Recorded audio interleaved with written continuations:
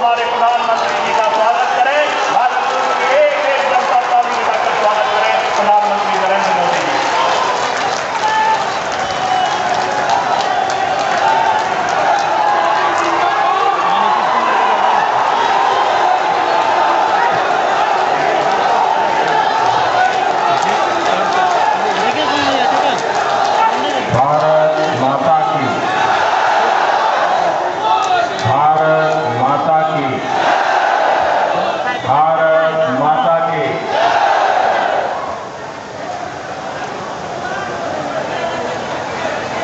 ऊपर चढ़ जल्दी।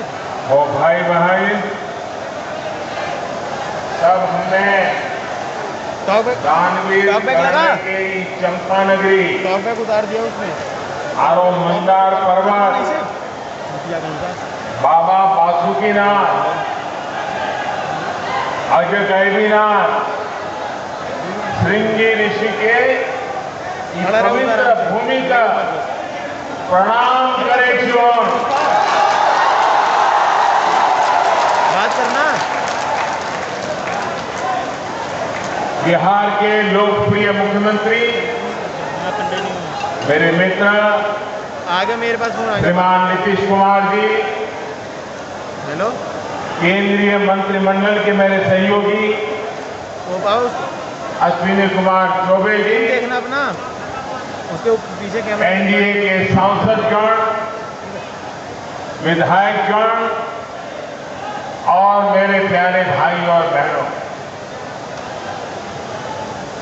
भागलपुर, बांका, मुंगेर, शेखपुरा, लखीसराय, जमुई उसके कैमरे के पास जा रहा हूं। और पटना जिलों के सभी साथी जो यहाँ पधारे हैं और हजारों की संख्या में जो डिजिटल तरीके से इस सभा से जुड़े हैं, आप सभी का भी मैं अभिनंदन करता हूं। भाई और बहनों, बिहार चुनाव की ये आज की मेरी तीसरी सभा है। नीतीश जी की अगुवाई में भाजपा, जेडीयू, हम पार्टी और वीआईपी के गठबंधन के पक्ष में बिहार का मत स्पष्ट है। मैं जहां गया जो मिजाज में देख रहा हूं, बिहार की जनता नीतीश कुमार जी को दोबारा मुख्यमंत्री का संकल्प ले चुकी है। बिहार के लोग ये ठान चुके हैं कि एनडीए को फिर जिताना जरूरी है।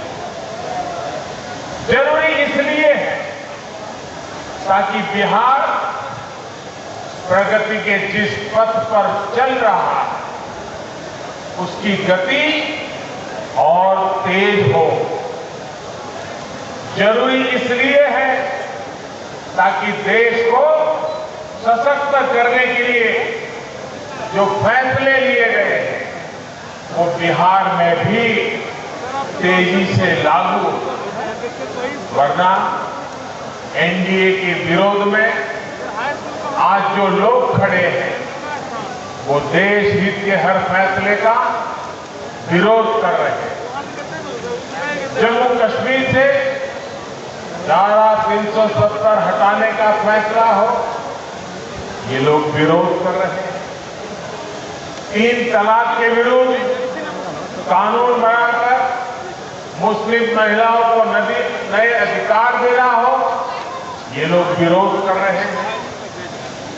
भारत की जांबाज सेना आतंकियों पर कोई कार्रवाई करे, सरहद पर तिरंगे की शान बढ़ाए, ये लोग विरोध में हैं। सुप्रीम कोर्ट अयोध्या में भव्य राम मंदिर बनाने को कहे, ये लोग उसका भी विरोध करते हैं। राष्ट्रहित में कोई भी कुछ भी फैसला ले, ये लोग विरोध में हैं।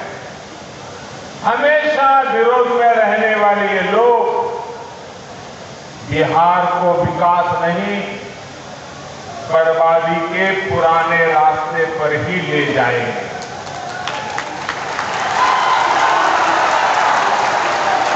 साथियों, ये सिर्फ सत्ता सुध के हैं।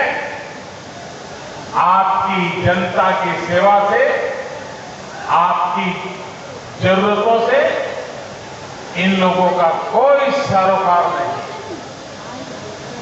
जब जब बिहार ने इन लोगों पर विश्वास किया है, बिहार के साथ, बिहार के गौरव के साथ विश्वासघात किया गया। बिहार को लूटकर इन लोगों ने अपने परिवार की तिजोरियां भरी हैं, अपने रिश्तेदारों को अमीर बनाया है।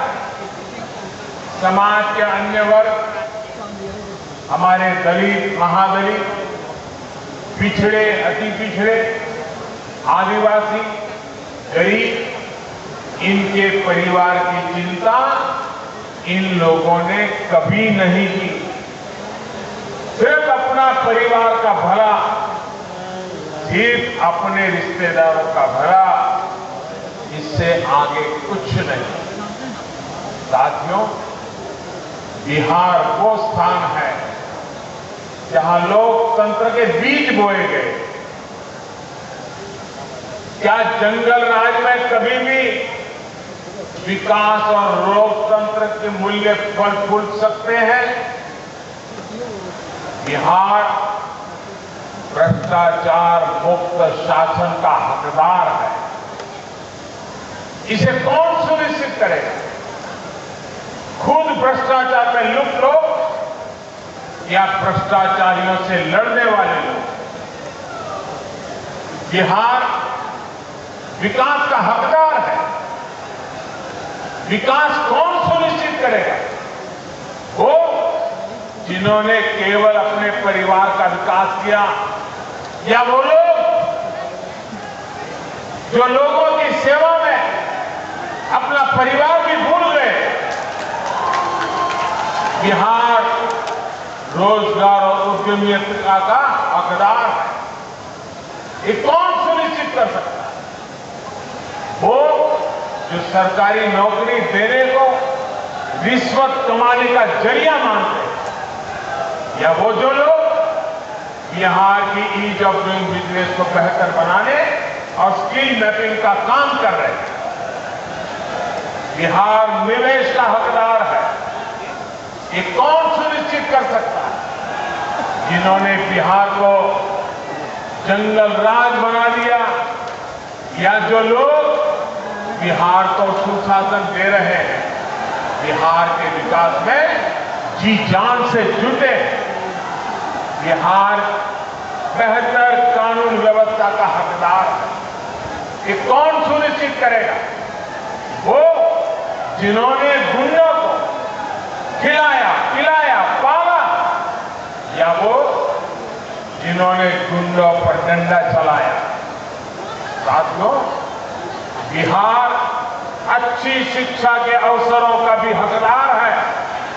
क्या ये उन लोगों द्वारा सुनिश्चित किया जा सकता जिन्हें शिक्षा का महत्व ही नहीं पता?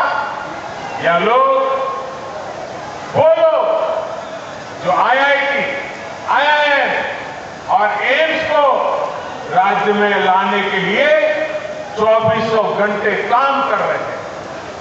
बिहार में पहले जो सरकारें रही, उन्होंने आदिवासियों के कल्याण के लिए, उन्हें शोषण से मुक्ति दिलाने के लिए सिर्फ और सिर्फ झूठे वादे।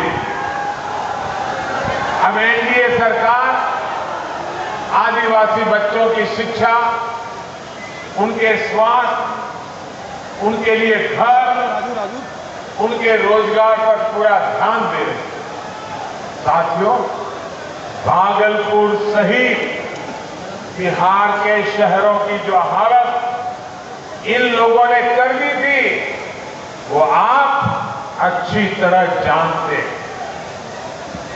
छोटे दुकानदार, व्यापारी, कारोबारी, मजदूर, इनके जंगल राज में हर कोई परेशान था।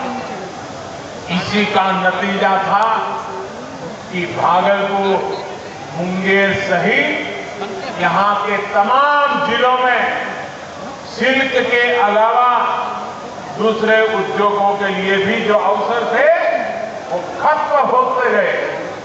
इस सुविधा के लिए बिहार के युवा के रोजगार और स्वरोजगार के लिए बिहार के इंफ्रास्ट्रक्चर पर ध्यान देना बहुत जरूरी था। इसी सोच के साथ बिहार के लिए 1.25 लाख करोड़ रुपए का प्रधानमंत्री पैकेज घोषित किया गया। बीते सालों में बिहार में 3,500 किलोमीटर के राष्ट्रीय राजमार्ग या तो बने हैं या फिर उनको चौड़ा किया जा रहा है। भागलपुर से गुजर रहे राष्ट्रीय राजमार्ग के चौड़ीकरण के लिए भी अब स्वीकृति दी जा चुकी है। इस नेशनल हाईवे का लाभ भागलपुर और बांका के साथ साथ आसपास के कई जिलों को होगा। हमारे व्यापारी, कारोबारी साथियों को होगा। लगभग 750 किलोमीटर से ज्यादा रेलवे लाइनों के चौड़ीकरण, बिजलीकरण और ओवरब्रिज बनाने का काम भी बिहार में तेजी से पूर्णता की तरफ आगे बढ़ रहा है। साथियों, बीते वर्षों में गंगा जी के ऊपर ही 1.5 दर्जन करीब पुल या तो बन चुके हैं या फिर काम चल रहा है। आज गंगा जी पर औसतन हर 25 किलोमीटर पर एक पुल बनाया जा रहा है। पास में मुंगेर में रेल महासेतु पहले ही पूरा हो चुका है। कुछ दिन पहले ही विक्रमशिला सेतु के समानांतर 4 लेन के नए पुल का काम भी शुरू हुआ। ये पुल जब पूरी तरह से बनकर तैयार हो जाएगा तो भागलपुर की दूसरे जिलों से कनेक्टिविटी और बेहतर हो जाएगी। इससे उत्तरी बिहार से झारखंड आना जाना भी आसान होगा। विशेष रूप से हमारे व्यापारियों और शिव भक्तों को इससे बहुत सुविधा होगी।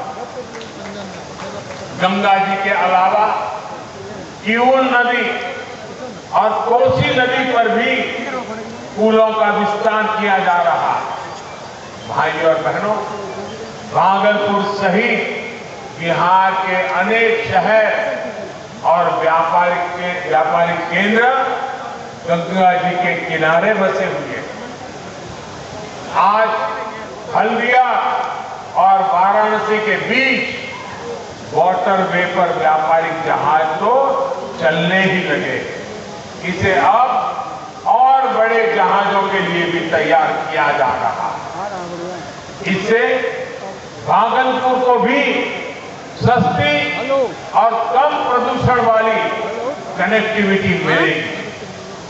भाइयों और बहनों, अभी जो हाल में ही देश की कृषि को आधुनिक बनाने के लिए बड़े सुधार किए गए, उनका भी लाभ बिहार के किसानों को होगा।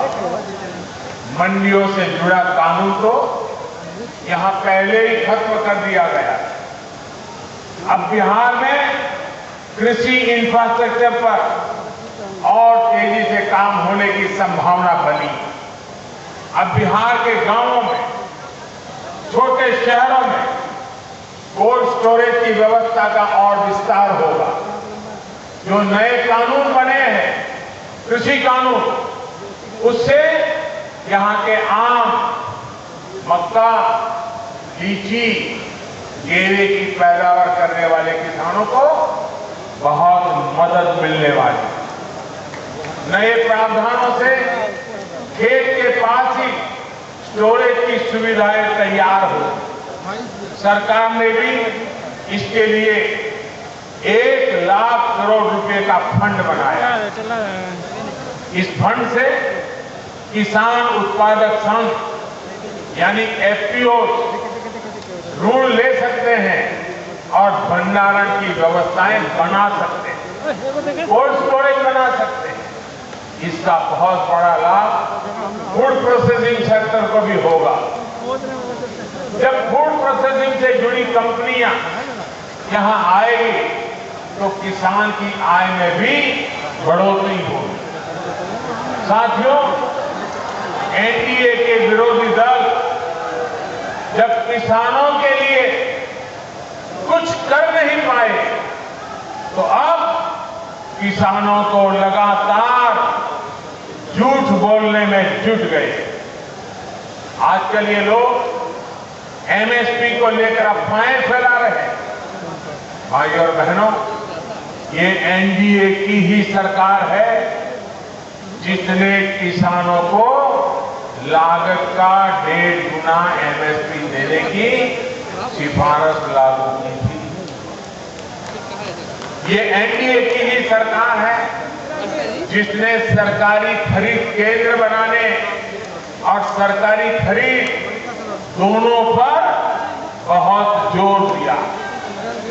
जब ये लोग सरकार में थे, उसकी तुलना में बिहार में ही मैं उनकी पुरानी सरकारें और नीतीश जी की सरकार की तुलना कर, बिहार में ही धान की सरकारी खरीद 4 गुना और गेहूं की सरकारी खरीद 5 गुना बढ़ी है। साथियों, इनके पास आज तक इसका जवाब नहीं है कि जब इनकी सरकार थी तब एमएसपी पर फैसला क्यों नहीं लिया, क्यों इन लोगों के समय में किसानों से इतना कम अनाज खरीदा जाता, क्यों इन लोगों ने किसानों की, बिहार के किसानों की परवाह नहीं की। साथियों, किसानों के लिए ही नहीं, हमारे पशुपालकों और मछली पालकों के लिए भी पहली बार व्यापक कार्यक्रम बनाए गए। देश में ये पहली बार हुआ है जब केंद्र सरकार द्वारा गाय, भैंस और दूसरे पशुओं के लिए मुफ्त टीकाकरण का इतना बड़ा अभियान चलाया गया। इंसानों की ही तरह पशुओं के लिए भी आधार नंबर दिया गया है। हमारे गोपालकों को, हमारे पशुपालकों को सुविधा हो, उनको पशुओं के लेन-देन और स्वास्थ्य से जुड़ी जानकारी मिले, इसके लिए मोबाइल ऐप भी बनाया गया। डेयरी सेक्टर के विस्तार के लिए हजारों करोड़ का विशेष फंड भी बनाया गया। साथियों, हाल ही में केंद्र सरकार ने एक और योजना शुरू की है जिसका लाभ बिहार के गांवों को बहुत ज्यादा होगा। इस योजना के तहत गांव की जमीन पर, गांव में बने घरों पर आपका कानूनी अधिकार सुनिश्चित किया जा रहा है। इस योजना का नाम है स्वामित्व योजना। इसके जरिए हर उस व्यक्ति को जिसके पास गांव में अपना घर है, जमीन है, उसे एक प्रॉपर्टी कार्ड दिया जाएगा। इस प्रॉपर्टी कार्ड की मदद से आपको बैंकों से आसानी से कर्ज मिलेगा। आपको अपने घर को लेकर किसी तरह की चिंता में नहीं रहना हो। बिहार चुनाव के बाद, एनडीए सरकार बनने के बाद यहां भी इस योजना को लागू किया जाएगा। अभी 6 राज्यों में पायलट प्रोजेक्ट के तहत 1 लाख लोगों को स्वामित्व का कार्ड दे दिया गया। आपके यहां भी ये बहुत तेजी से शुरू होने वाला। भाइयों और बहनों, आज भारत आत्मनिर्भर बनने के लिए प्रतिबद्ध है। बिहार आत्मनिर्भरता के संकल्प के साथ आगे बढ़ रहा है। अगर बिहार में विरोध और अवरोध को जरा भी मौका मिला तो बिहार की गति और प्रगति दोनों धीमी पड़ जाए। इसलिए नीतीश जी की अगुवाई में भाजपा, जेडीयू, हम और वीआईपी के गठबंधन यानी एनडीए को एक वोट पड़ना चाहिए। हर एक किसी का वोट पड़ना चाहिए। एक नागरिक का वोट पड़ना चाहिए।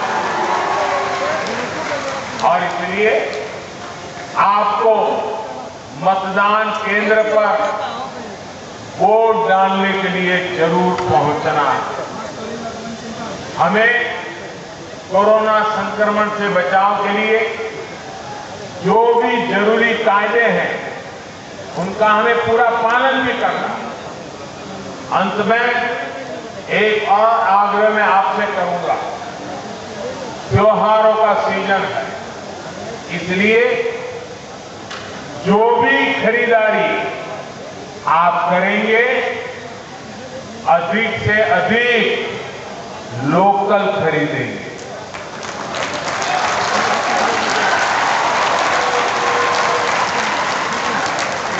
भागलपुर की सिल्की साड़ी, मंजूषा पेंटिंग और दूसरे उत्पादकों को बहुत बड़ा सपोर्ट कीजिए। हमारे मिट्टी के हस्तशिल्पियों, दूसरे शिल्पियों के बनाए बर्तन, दिए, खिलौने जरूर खरीदिए। हम मिलकर कोशिश करेंगे तो बिहार भी आत्मनिर्भर होगा, भारत भी आत्मनिर्भर होगा। आप यहां आए, इतनी बड़ी संख्या में आए, हमें और हमारे सभी साथियों को आशीर्वाद दिया। मैं आप सबका हृदय से बहुत बहुत आभार व्यक्त करता हूं। धन्यवाद।